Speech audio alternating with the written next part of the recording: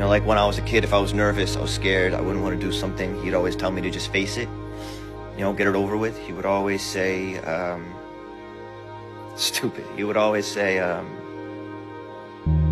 let it rip.